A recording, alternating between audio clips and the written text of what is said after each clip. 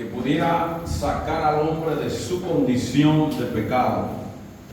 Y cuando nosotros leemos este pasaje de la palabra del Señor, resulta interesante que Jesús se había criado en ese lugar, y me imagino que en su crecimiento, porque no podemos obviar que tal vez pudo haber jugado con los niños de su generación, y tal vez, como decimos nosotros, pudo haber jugado hasta pelota, no sé, algo, pero él creció en Nazaret para que se cumpliese lo dicho por el profeta Isaías, que debería ser llamado Nazareno. Amén. Y él entró a la sinagoga como de costumbre, y en la sinagoga se acostumbraba los sábados a leer la ley, y se le dio el rollo del profeta Isaías y comenzó a leer lo que estaba escrito allí de él.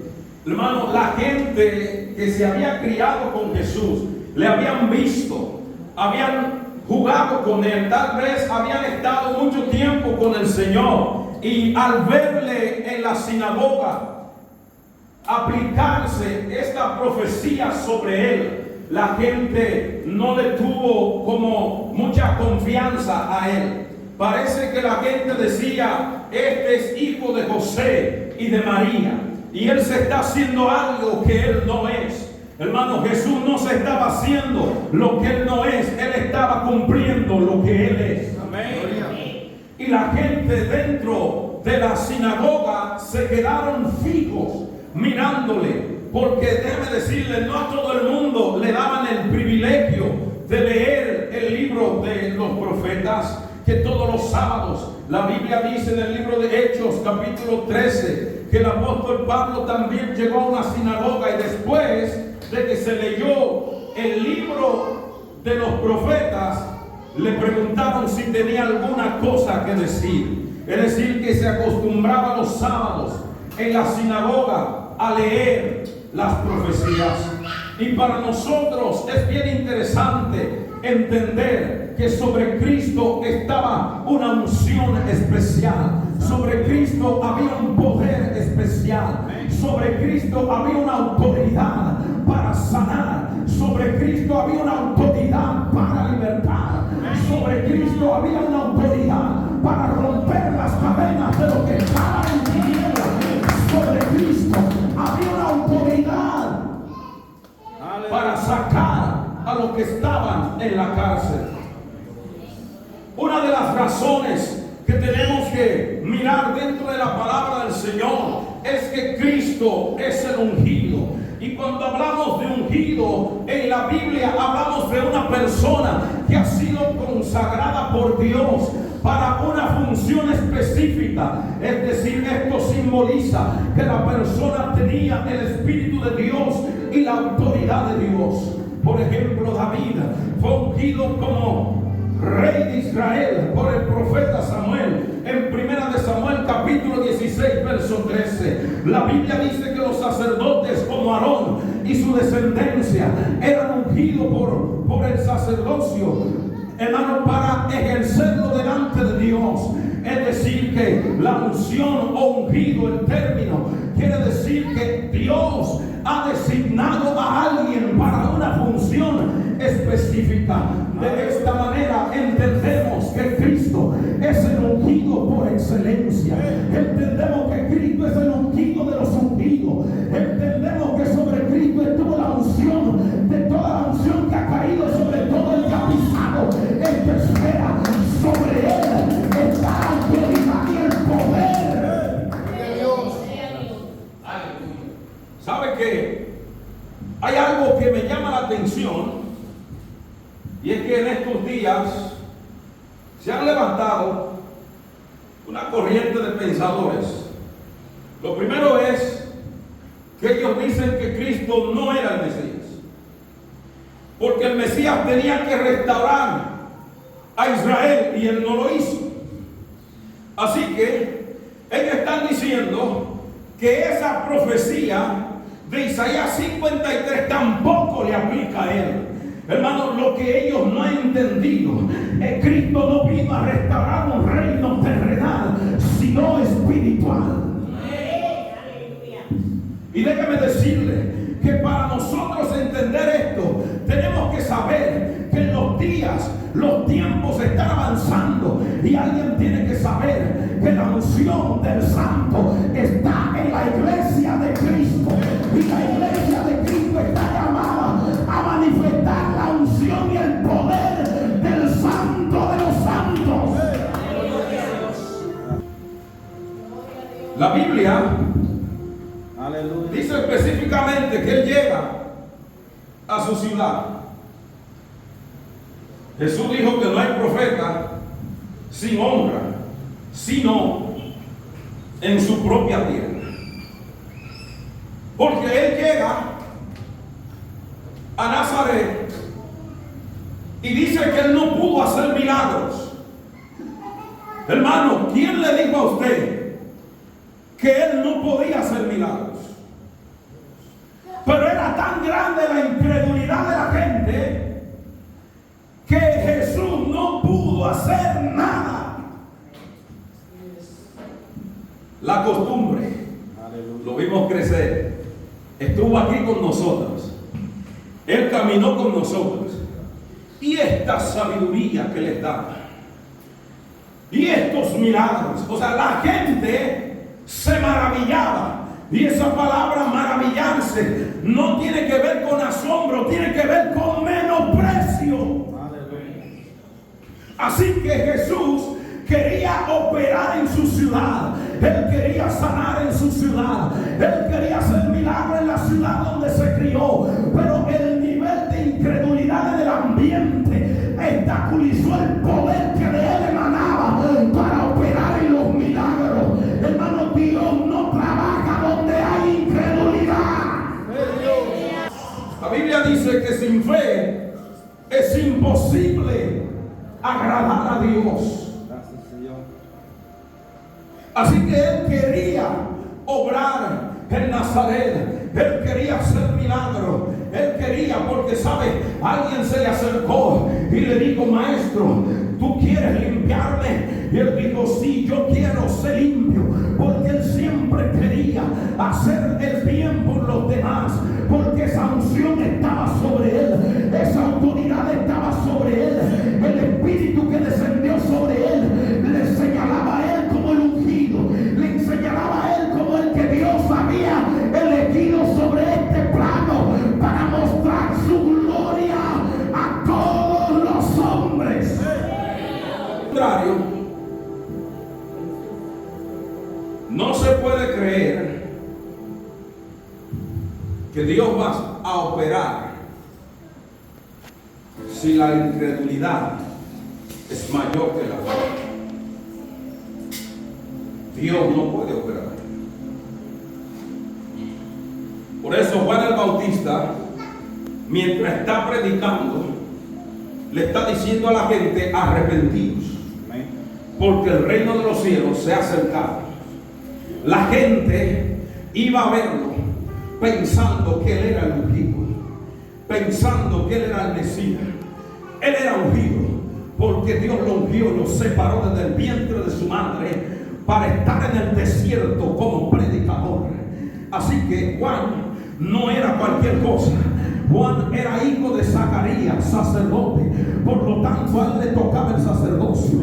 Por eso, mientras él está, bendito sea el nombre del Señor, en el Jordán, él está cumpliendo con la asignación de Dios de Isaías 40. Porque clama en el desierto: preparad el camino del Señor. Él lo dijo y una y otra vez: yo no soy el Mesías, pero yo fui enviado delante de Él. Así que déjeme decirle algo: antes de que el cordero fuera sacrificado, el sacerdote hacía lo siguiente, y era que tenía que lavar el sacrificio después de matarlo. Pero fue contrario con Cristo. Mientras Cristo va caminando, Juan el Bautista dice: aquí el cordero de Dios que quita el pecado del mundo. El pecado estuvo operando hasta que llegó Jesús. Por eso porque antes de que el cordero fuera sacrificado, había que presentarlo y ponerle la mano encima. Por eso es que Jesús va a Juan al Jordán y es bautizado por él. La señal de que él es el ungido es la paloma que desciende, porque se le dijo a Juan: sobre quien vea descender el Espíritu Santo es quien bautiza con Espíritu Santo y fuego. Sobre él estaba la señal de que él era el ungido. Dice: yo no le conocía, pero el que me envió a bautizar dijo: sobre quien veas descender el Espíritu en forma de paloma, este es. Por eso él dice: a la verdad yo bautizo en agua para arrepentimiento, pero el que viene tras mí, cuyo calzado yo no soy digno de llevar, es más poderoso que yo, y os bautizará en Espíritu Santo y fuego. La gente acostumbraba, cada vez que se celebraba la fiesta de los tabernáculos, al último día de la fiesta, quedarse sin tomar agua, representando su necesidad de que el Mesías venga. Así que ellos están celebrando la Pascua, están diciendo: necesitamos al Mesías. Sus labios cuarteados, diciendo: tenemos sed, queremos el agua, queremos que venga el Mesías. Pero de repente el Mesías está entre ellos, pero ellos no lo saben. El Mesías está entre ellos, pero sus ojos están cegados, porque ellos no podían creer en él. Pero Jesús dice que se puso de pie el último y gran día de la fiesta y dijo: el que tenga sed, venga a mí y beba. Ellos no están entendiendo. Mientras ellos están diciendo: queremos al Mesías, el Mesías está diciendo: yo estoy aquí, y si alguien quiere agua, venga. Como dice la Escritura: el que cree en mí, de su interior correrán ríos de agua viva. Esto dijo del Espíritu que habían de recibir los que creyeren en él. Y dice que el Espíritu no había venido porque Jesús aún no había sido glorificado. Aleluya. Pero dijo: si tienen sed, vengan a mí y beban. De su interior correrán ríos de agua viva. ¿Por qué? Porque la gente tenía sed hasta que llegó Jesús. Amén.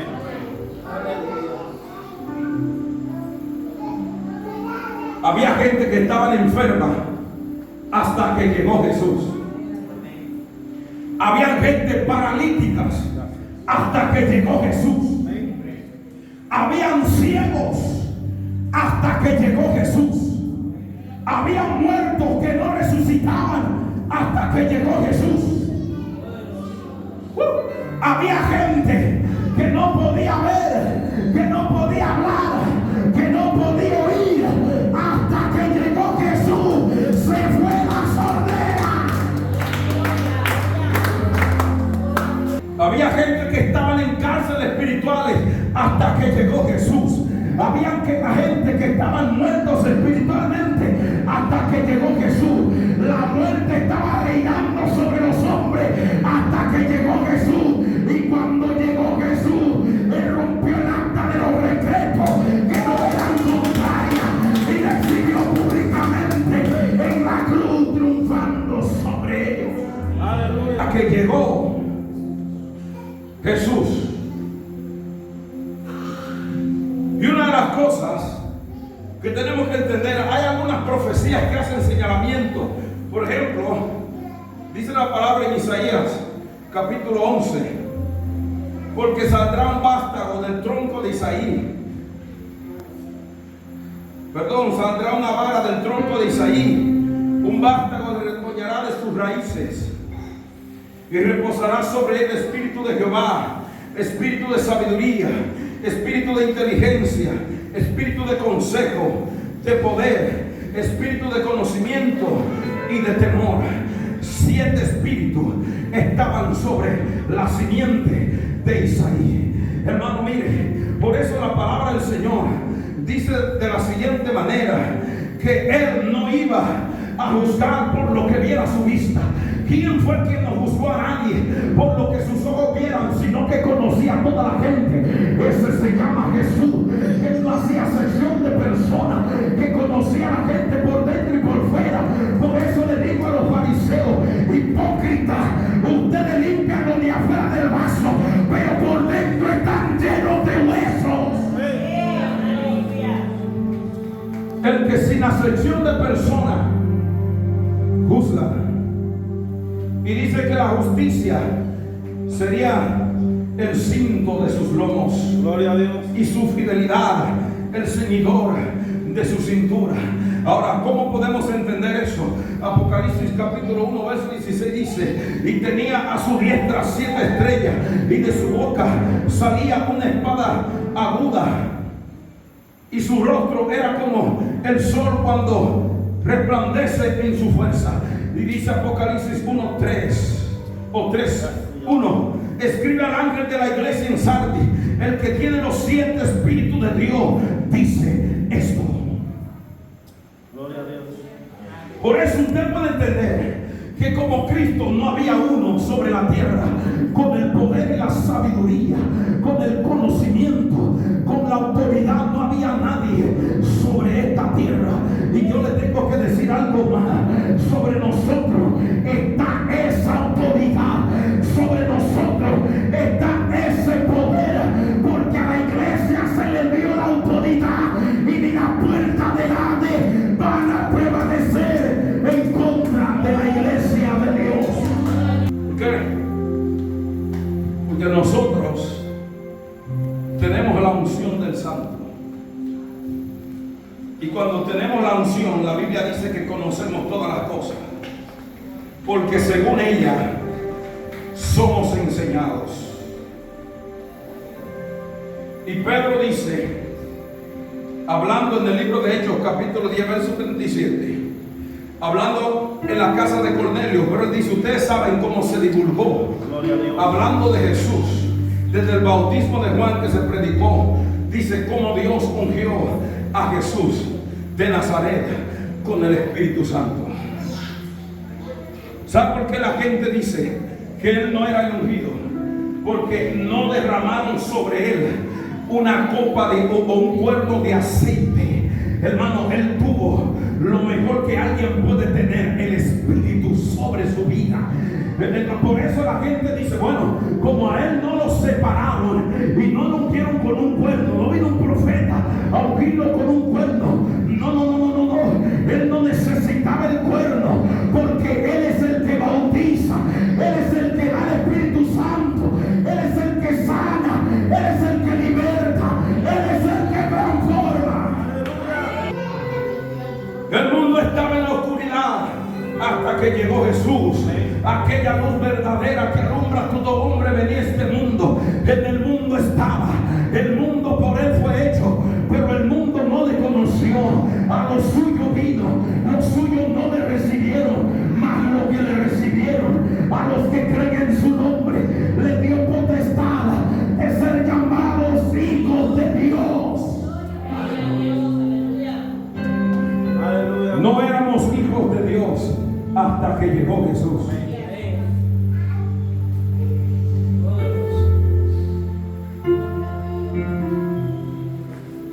¿Sabe? Nosotros podemos estar adorando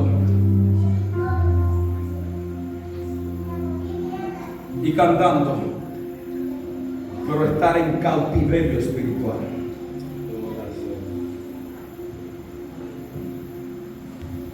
Usted sabe que los salmos son cánticos. Yo no lo sé cantar, pero Gracias. son cánticos.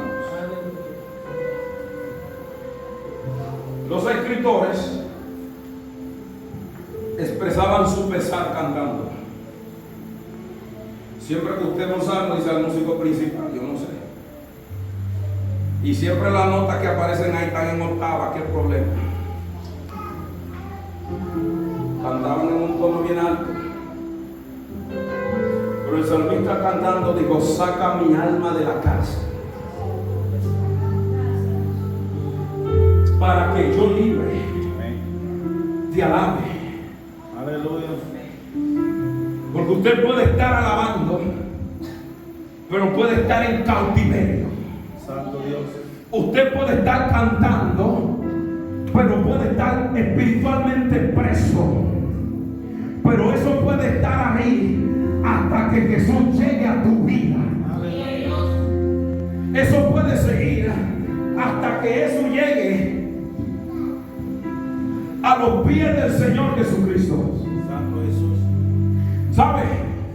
Había mucha gente enferma. Había mucha gente que tenía necesidad. Había mucha gente que necesitaba de Jesús. Pero había gente que de una o de otra manera buscaban el milagro. Había gente que de una o de otra manera provocaban el milagro. No importa la multitud que pudiera haber, ellos comenzaban a abrirse paso entre la multitud. Hay gente que tiene que comenzar a abrirse paso para lo grande de Dios. Hay gente que tiene que comenzarse a abrirse paso para las cosas que Dios va a traer a su vida. La mujer del flujo quería un milagro. Quería ser sana, pero tenía un obstáculo y se llamaba la multitud. Y comenzó a abrir la multitud. Y comenzó porque todo estaba como muy apretado.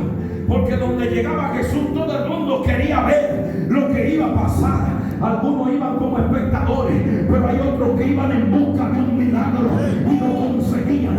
Hay gente que puede venir a la iglesia como espectador, pero hay otros que vinieron a alabar a Dios. Yo no sé de cuál tú eres, si de los espectadores o de los que vienen a adorar. Y de repente ella dice: si yo tocara el borde de su mano, yo seré sana. Lo usual es que ella dijera: Jesús, yo quiero que tú me sanes. Aleluya. ¿Cuánta gente quiere la bendición pero no hacen nada por ella? ¿Cuánta gente quiere la gloria pero no hace nada por ella? ¿Cuánta gente quiere el poder pero no sabe que buscando es que viene el poder? ¿Cuánta gente quiere un milagro pero están pensando: ¿será que Dios me va a sanar? Y crédulo. Al que cree, todo es posible. Dice que el perezoso anhela pero nada alcanza. Gracias. La mujer dijo: yo no sé, esta multitud es grande, pero yo voy a abrirme paso porque la que quiere el milagro soy yo. Y comenzó a abrirse paso. Lo usual es que ella diga: Jesús, sáname. Pero ella no dijo: sáname. Ella agarró y tocó el borde del manto, y de repente poder y virtud sale del maestro. La palabra virtud es la capacidad de hacer el milagro. Es decir, Jesús no tuvo que hablar. Cuando ella lo tocó, la virtud y la capacidad salió de él y la sanó. Por eso dice la palabra que el mundo fue hecho de lo que no se veía. El milagro fue extraordinario alguien me ha tocado. Maestro, la multitud es la que te está apretando. No. Poder y virtud ha salido de mí. El poder de hacer el milagro se desprendió de mí sin yo hablar. Yo no me expresé. Alguien me ha tocado. Pudo haberse quedado callado. Pero él dijo, alguien me tocó. Para que fuera notorio que con la fe se puede. Él pudo haber dicho, bueno, cesamos, voy a seguir mi camino. Pero él hace saber que alguien lo tocó para que la gente entienda que la fe no tiene barrera. Gloria a Dios. Aleluya. Que cuando usted cree, no hay imposible.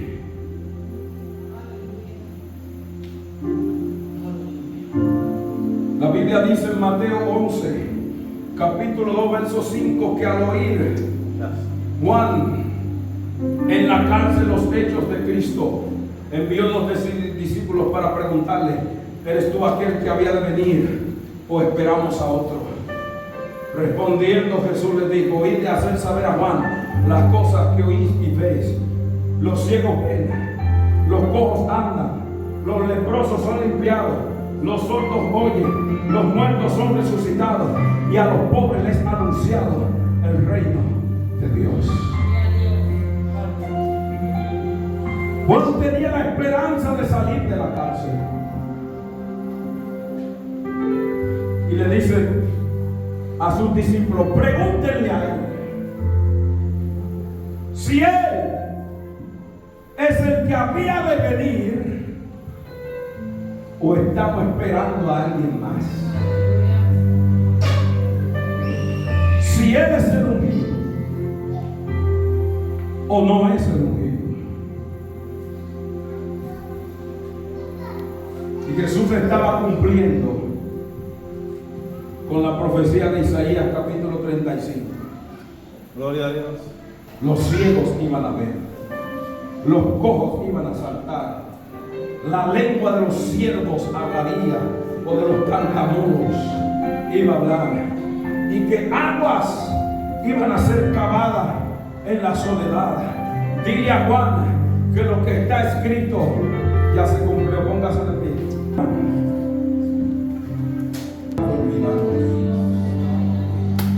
Dile a Juan lo que ustedes ven y lo que ustedes oyen. Díganle que ya no estoy aquí. Él está aquí para hacer milagros. Él está aquí para sanar. Él está aquí para libertar.